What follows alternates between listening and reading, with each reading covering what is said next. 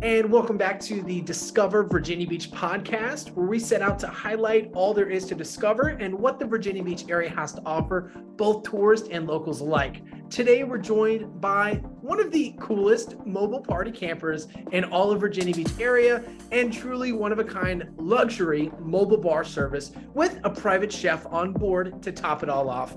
Happy Camper Bar Company, and the owners of the company, Rachel Blake. Rachel, welcome to the podcast. Thanks, Joe. I'm really excited. We are super excited you're here, and I want to be sure to cover all of the amazing business and personal experience you have to share and provide for us today about the Virginia Beach area, and truly and highlight the truly amazing experience you have. So let's dive in, shall we? Yeah.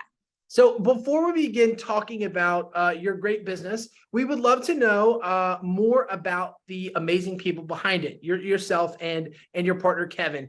Can you share with us your introduction and your journey throughout the Virginia Beach area, the introduction to the Virginia Beach area? Yeah, absolutely. So I have grown up here. I've lived in Hampton Roads my whole life. I was born and raised in Chesapeake, and I've been living in Virginia Beach for quite a number of years now. I've worked in the resort area for well over 10 years, and we absolutely love it here. Kevin actually grew up in Connecticut, but as he likes to say, he got here as soon as he could. So he's been here for, I guess, around 14 years now. And we both love living here at the beach and working at the beach. So we don't, although we do travel outside of the area, we spend most of our time here, and we absolutely love it. So I think being in the hospitality industry gives us a really special perspective into the resort area, because we're surrounded by people that are here on vacation, and people that live here, of course. But it's a really special perspective because we get to see this awesome side of Virginia Beach where everybody's here to have a good time, pretty much. So it's pretty fun. Wonderful. Well, Rachel, thank you for breaking that down for us. And this place is truly a special one to definitely visit, vacation, or possibly relocate to. And that's what we're looking for here in the Discover Virginia Beach podcast, is figuring out those stories and what makes Virginia Beach unique. And I know you touched on this a little bit, but I'd love for you to expand on it. So as you've journeyed throughout Virginia Beach and the hospitality industry, have there been any specific moments or experiences that you found made a really significant or, really profound impact on you personally or professionally? Yeah, absolutely. I mean, quite a number of them, but to pick out a few, I think early on in my professional life in hospitality in Virginia Beach, I started working in hotels and just being able to serve people that are here on vacation and visiting. And then I transitioned into doing some banquet work. And that was a really cool experience for me, specific to hospitality, because I started doing a lot of weddings. So I started working in the wedding industry, in hotels and banquets. And in my opinion, weddings are one of the epitomes of hospitality, because it's just this huge moment in someone's life, and they're celebrating one of the most special times in their entire lives. And being a part of that really kind of just sparked something in me. And I was like, I want to do this all of the time. I want to help people celebrate these milestone moments and the little moments. And I want to help facilitate these memorable, awesome experiences. And I remember being at the Ocean Air on 35th Street. And that's where I worked one of my first weddings. And we were up on the 10th floor overlooking the ocean. And, the bride and groom had their first look moment. And I was like, I just want to do this forever. And that was kind of one of those first moments. And then the second moment that I'll talk about was fast forward probably 5 or 6 years later. And we had reopened the Cavalier Hotel, which was this monumental experience. And before we reopened to the public, we did a special event where we invited couples who had a love story related to the Cavalier, whether they got engaged there, they got married there, they honeymooned there, to write in their stories. And we picked 60 couples to come back to the reopening of the Cavalier, and this was on Valentine's Day. And all these couples came and they got to share their stories. They all got to renew their vows there at the Cavalier at the reopening. And it was again one of those moments where I'm like, oh, all of these people just have had these just monumental memories happen, and we get to be a part of all of that. And so I think those two specific things really kind of sparked the like drive and passion for hospitality and just wanting to stay in it and be a part of all those awesome moments. Absolutely. And for those of you watching that, listening to the audio portion, I mean, Rachel, as she's telling this, is grinning ear to ear. So this is very, very special to you. And it's so amazing to be a part of these experiences, right? To be in such an intimate moment, to be a part of this community, this sense of, just being a part of something bigger than yourself. So that's really cool. And we really appreciate you sharing that. This whole podcast is about finding community. And one of the ways in which we foster community here in the group is spotlighting folks like you, Rachel. Would you mind breaking us down in your own words, what does community mean to you? And in what ways has it created or fostered community during your time living and working here in the Virginia Beach area? One thing I love about Virginia Beach is it is the smallest big town that you could ever think of. So, we are a pretty large city, but the feeling of community is really awesome here.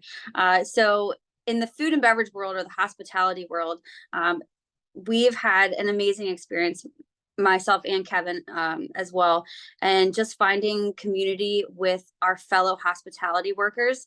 And one of the ways I think that shows up is we all show up for each other. So in the restaurant world, when someone is, short a person, and this might not be for larger restaurants, maybe some of the smaller ones, many a times, Kevin or myself, we have, gone to these other restaurants and we're like, well, run food for the night, just to kind of help out, or, we'll just expo for the night or whatever the case may be, just to help out, something, a piece of equipment breaks, and you need extra hands to help fix it. We definitely show up for each other in that way, which I think is really awesome. And then on the other side of it, for like our business side of things, we are here to support, and we like to find organizations in the community that align with our values and things that we can support. And there's quite a few of them that we just really love that are specific to this area. So one of them is the Eliza Hope Foundation, which is just this really incredible organization. It's was started here locally, and it is there to help raise money for families with children with autism. And that money goes to all kinds of different things, from specialized education to just providing them resources. And it's been really amazing to watch that foundation grow. So they do a silent auction and live auction event every like early spring. And it's just incredible because so many people in the community show up. People are donating all kinds of incredible prizes to help raise money for this organization. So we love that one. And then Toby's Dream is very special to us as well. So Toby's Dream is kind of a localized version of the Make-A-Wish Foundation. So it's families going through some of the most, tragic circumstances you can imagine. And it's really providing them, some special experiences during the hardest times of their lives. So those are two community organizations that we love to support. And then, of course, there's a few others like Toys for Tots, Special Olympics, etc., that are on more of a national scale. But Eliza Hope and Toby's Dream are two that we really love. Wonderful. Rachel, thank you for highlighting those, and for all the full list of everything Rachel and her company's a part of. We'll have it in the show notes down below. That way, if you'd like to be a part of that mission and that purpose as well, we'd love to get you connected with her. Moving right along, now that we've gotten to know you a little bit better, obviously you and Kevin are wonderful people, and you have an even better service. So let's take a deep dive in your business and walk us through the genesis of Happy Camper Bar Company. If you wouldn't mind, highlight the timeline leading up to creating your business, and what was one of the first jobs or experiences that you encountered that really helped plant the seed to this new business? Yeah, I would love to. So Happy Camper has been a dream of mine for really about 10 years. It kind of started with my love for hospitality, and we kind of touched on how that started, and my love for also camping. And so I had seen somewhere, it was down in the Outer Banks, there was a cocktail camper, and I was like, oh wow, like I would love to do something like that and kind of make it my own. But of course, I was working full time in the food and beverage world, which did not really allow for a lot of freedom of schedule, or like flexibility of schedule. And so I kind of went on the back burner for a while, and I continued in progressing in the world of food and beverage. Reopened the Cavalier as the beverage manager. So I opened all the bars in the hotel, which, as you can imagine, kept me very, very busy, and I loved it.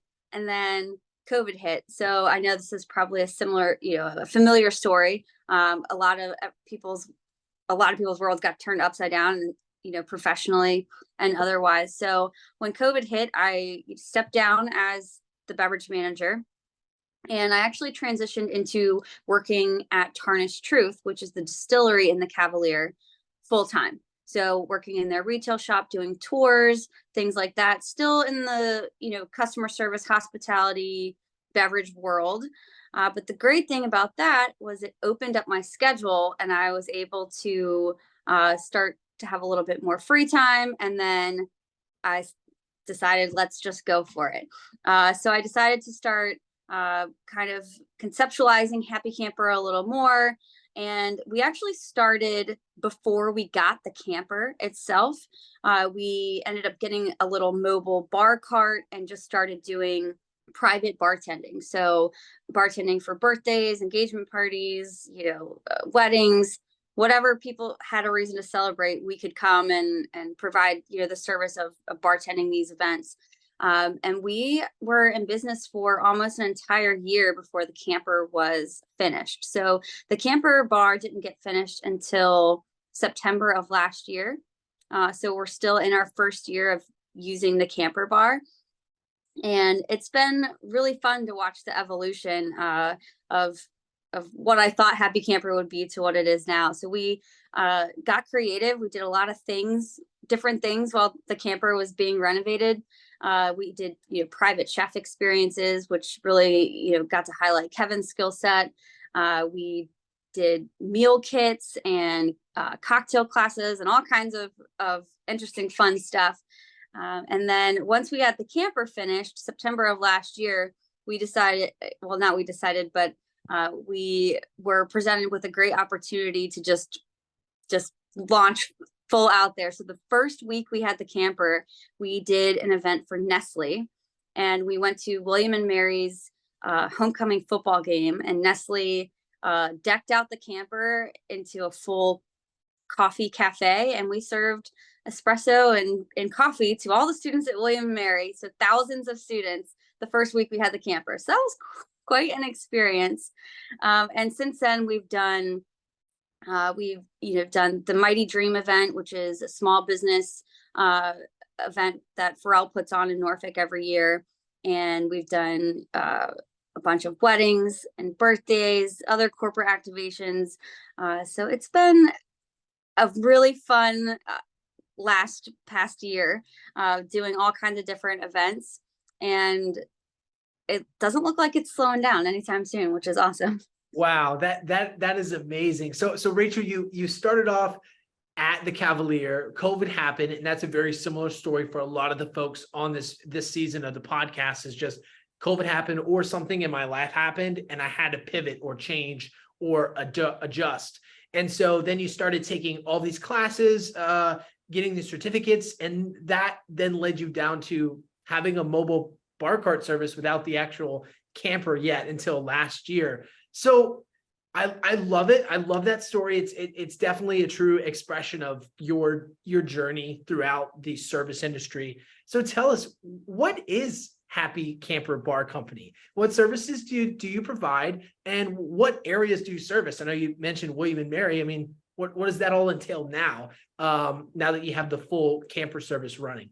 Yeah, so we are a mobile bar service, and essentially what that means is we provide everything minus the alcohol itself. So we don't actually sell any alcohol. We're what you would call a dry hire service. So we provide the bar rentals, which would be the camper bar, the bar cart, the staffing, so the bartenders or servers, other event staff. We also provide a full service mixer package, which includes absolutely everything that you need to service that bar minus the alcohol. So we're talking ice, cups or glassware, napkins, straws, fresh juice, house-made syrups, sodas, etc. It's kind of a hands-free approach to hosting a party. And then we provide a shopping list for the client of what alcohol they need to service the menu and the amount of guests that they have. So this kind of, full service package, we try to take the guesswork and the worry out of hosting, just make it as easy for the client as possible. And we service the Virginia Beach area, of course, it's our hometown, but we will definitely travel. The bar is on wheels, so we can pretty much go anywhere. We've been out to Smithfield, William and Mary, and there isn't really a limit on how far we'll go. But I will say that Virginia Beach likes to party, and so they keep us really busy here in the resort area. So we don't travel a whole lot just because we are consistently pretty busy here at the beach. Wonderful, wonderful. So I have one kind of a personal question of mine from the service-based industry, but not the hospitality industry. What makes a bar a happy bar, Rachel? Oh, it's definitely happy guests. That's it. I mean, it's always the happy guests. I've done a lot of different styles of bartending throughout my career, and that is from casual beach tiki bars to high volume kind of club style bars to high end fine dining or craft cocktail bars, and they're all very different. But the one thing that they all have in common is happy guests, and that's part of how we got the name is Happy Campers, because we're also happy campers. But that's always the main goal, is to of course make these fun drinks and have the fun cute bar, but it's always to make sure that the guests are happy and having an awesome time. Love it. Thank you for breaking that down for me. So I've been following you on Instagram, and by the way, we'll give you a shout out at the end and in the show notes how people can go and follow you along on your journey. But you guys are, like you said, very busy. Virginia Beach likes to party. What does an average day or weekend look like for you all at Happy Camper? And what is one of the things you remember most at the end of an event? On the average week, Kevin and I both have full-time jobs. So we are doing both of those jobs full-time, which, is Monday through Friday, more or less. Sometimes that runs over to the weekend. But, an average weekend kind of looks like, if we have we'll take this July 4th weekend, for example, we had 3 events back to back, and we're not just working on the days of the events. There's prep work that comes before then. So it's, juicing all of the fruit to make sure that we have fresh juice for these events. It's pressure washing the camper to make sure she's pretty and shiny. It's, picking up balloons and making decorations and ordering cups and things like that. Typically for our event days, I am going in for setup, making sure everyone's set and ready to go. Staffing is good and where it needs to be, and then heading over to the next one to do the same thing. And when it's all said and done, we usually have about a half a day of cleanup after. So that's just breaking everything down. And I think at the end of the weekend, it's always really awesome to sit down with Kevin and kind of talk about some of the funny things that happen. there's always challenges that come up. So talking about how we had to pivot from those challenges and overcome them, that's kind of a fun thing for us to talk about. What did we learn from this event, and what were some funny things that guests did throughout the event, who had the most fun. Fun topic.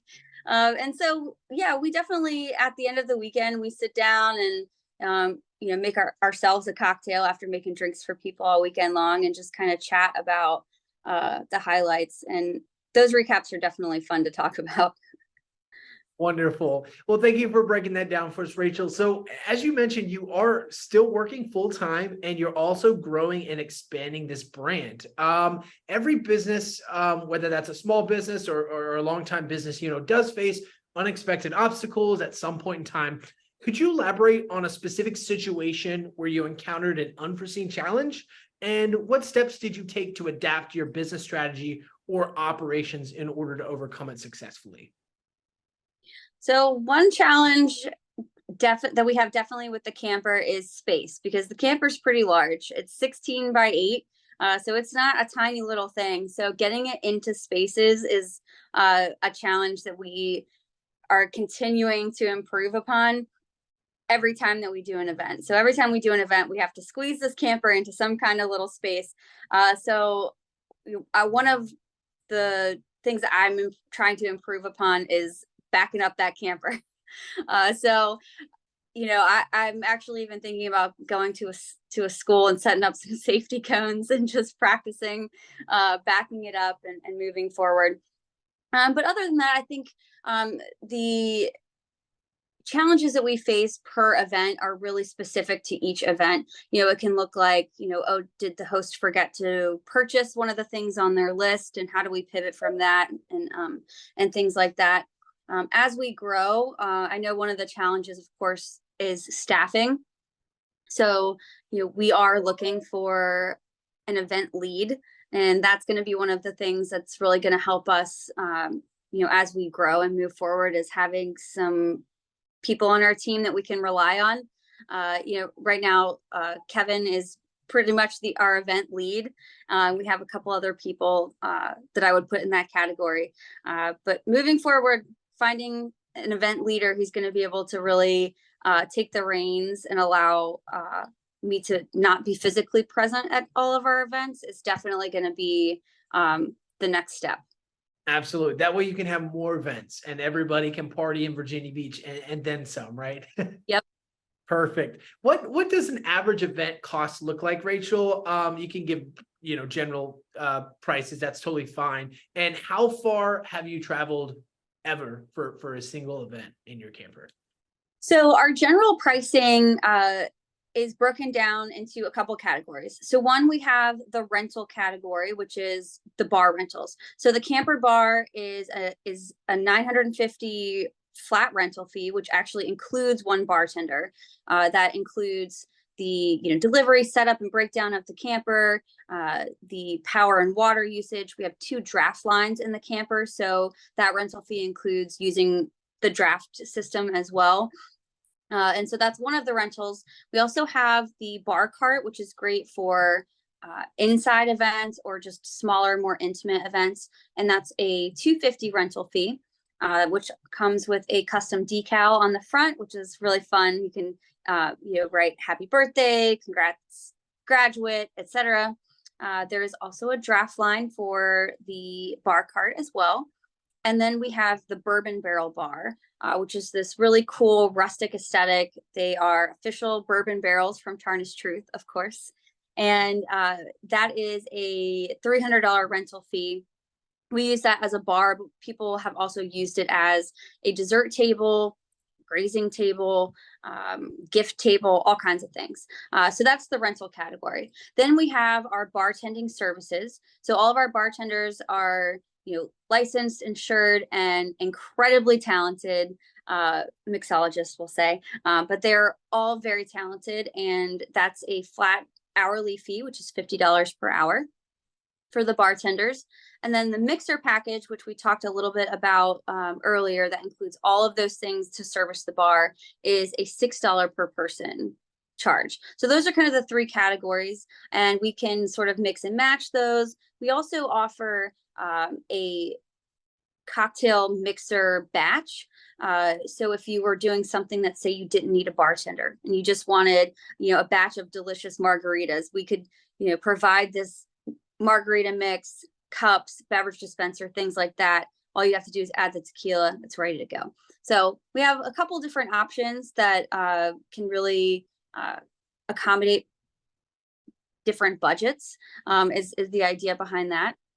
But really, we kind of focus on those main three categories. So really, those prices just scale with the size of your event. And then as far as how far we will go with the camper, I think the farthest we've gone is probably William and Mary that first week, having the camper. Smithfield was a little bit, about 45 minutes. So we really haven't gone very far with the camper. However, we did pick up the camper in Ohio. So when it was completed, a company called Atomic Rocket Trailers finished, building out the camper for us, and they were in Ohio. So we actually drove a little over 10 hours. Oh, wow. Get it back here to Virginia Beach. I would consider that the first big job, right? From Ohio to Virginia Beach, right? And Kevin volunteered to drive that whole time, and he's an absolute saint for that. Oh, wonderful of him. Well, Rachel, I really have enjoyed this conversation, but unfortunately, you have a business to run, and we definitely want to be respectful of your time. As we kind of wrap up our conversation today, I have some really fun, lighthearted, rapid fire questions for you. So rapid fire in the sense of a short response is always best. No need to think it through too much to help people get a better sense of who you are. So question number one, most difficult cocktail to make and why? Ooh, difficult cocktail to make. I would say anything that requires muddling on site. So we're talking mojitos, any kind of flavored mojitos. The more prep time for a cocktail, the longer your line is going to be at the bar. Wonderful. And I understand you have been a server, a hospitality host, and a whole slew of other wonderful skills. So during that time, you've probably interacted with a lot of drinks. What is your go-to drink or cocktail right now that can be handmade or purchased over the counter that you're currently enjoying? I'm going to be really cliche with this, but I love a good Aperol spritz. It's such a perfect summertime drink.